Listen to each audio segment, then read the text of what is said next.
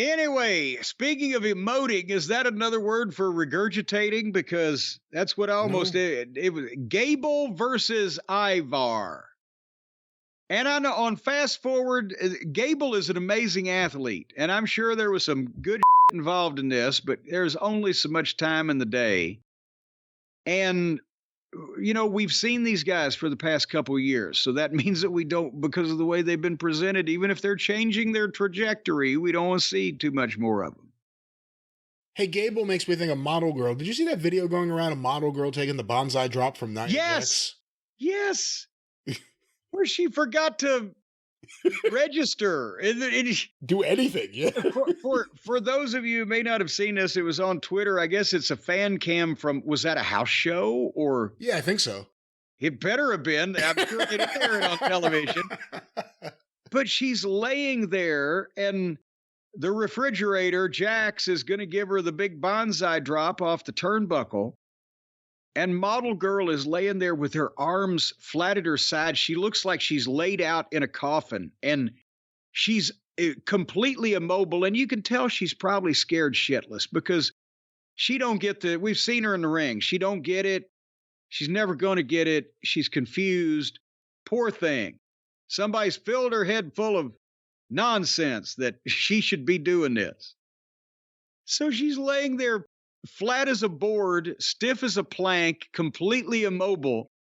And Nia Jax jumps up and drops all of her in the Banzai drop, all of her weight on top of the young lady, but not in a stiff way like people would expect, or not in a intentionally reckless way, but like to do the move. And the girl doesn't move. She doesn't flinch. She doesn't react. So it looked faker than anything I've ever seen, because here's 400 pounds coming down, flying through the air, and boom, lands on this 100-pound blonde girl, and it doesn't move a fucking hair on her head. She was so scared that she probably had her eyes closed and was just thinking, oh my God, my life has come to an end. And she didn't know when it happened. Now, that kind of thing, if I was Model Girl, I wouldn't take Banzai number 2. Because now that that's gone around, if this was the old days, and that had gone around like that, and everybody saw her no sell this fucking big finish that's killed everybody, the next one, she would probably be selling. Man, how are you supposed to sell the Banzai drop? What's the best way? Like, what's appropriate? What's too much? Well, obviously what would happen if it was real, when that weight comes down on your chest and stomach, your legs would pull up or shoot up. And so imagine what happens when you get a stiff blow to your stomach. Woof, it doubles you over, right? So your head, you can't do a sit-up because there's 500 pounds on you, or 600 if you Yokozuna or whatever. Your legs can kick up, and once the landing, you can move a little bit where your arms, if they are out, can fucking twitch. And then if the person giving it to you stands up a little bit, you can grip your midsection and turn over to start coughing.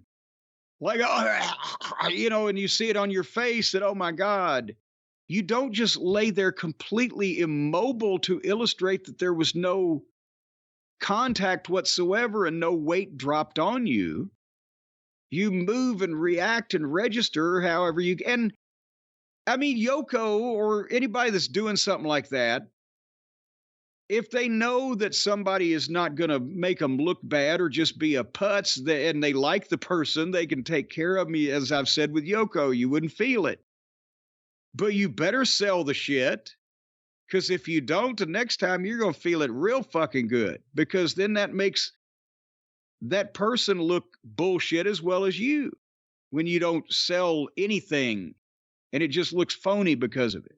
Maybe she was so scared she asked someone, how do I sell it? And they said, just don't move. And she took it literal and just never moved. Well, no, I mean, yes, don't move is often, but not after you get hit with something. Then you're supposed to move. And that's the old rib in the fucking, when you got potatoed, you moved. No, I didn't fucking move left. You fucking potatoed me, motherfucker.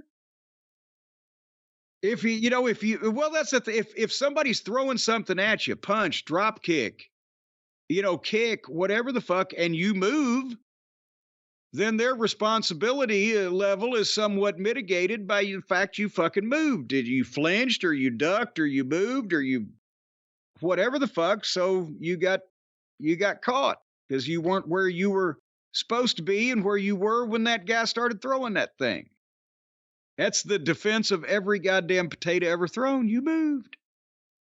All right, well, the review of Nia Jax versus Maxxine was more exciting than any other review on Raw so far. Moving along. Moving along.